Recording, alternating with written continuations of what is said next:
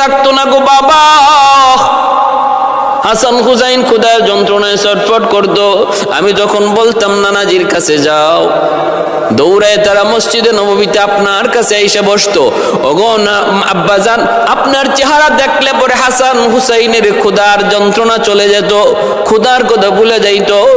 আজ 3 দিন হয়ে যায় বাবা, তুমি এখানে কেমন করে আমি ফাতেমা মদিনায় থাকবো, কেমন করে আমি খানা খাইব, কেমন করে আমি স্বাভাবিক জীবন কাটাবো? বাবা একটু চলো, ও বাবা তুমি একটু চলো, আমার সাথে চলো।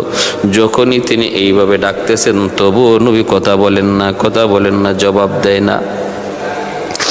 ভাইরা বন্ধুরা, হাসান হুসাইন সামনে লইয়া খাতুনে জান্নাত ফাতেমা রাদিয়াল্লাহু তাআলা আনহা এবার বলতেছেন, আব্বাজান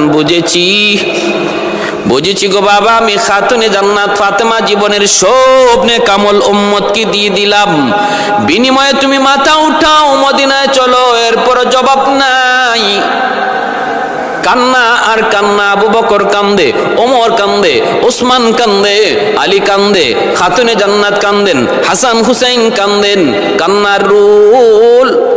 এইদিকে আরশ আজিম থেকে মালিক তাকা তাকা দেখে এই করুণ দৃশ্য। জিব্রাইল দেখে, আল্লাহ দেখেন, আল্লাহ পাক রব্বুল আলামিন দেখতেছেন। ওই অবস্থায় খাতুনে জান্নাত বলতেছে, বাবা গো বুঝেছি। আল্লাহর কাছে তিনি আবদার করলেন, মালিক আর তুমি কত আমার আব্বারে কান্দাইবা, আর তুমি কত আমার বাবারে কান্দাইবা? আল্লাহ তুমি বুঝেছি, তুমি কেমন করে খুশি হইবা আমার হাসান হুসাইনকে তোমার দিনের জন্য কোরবানি দিলাম।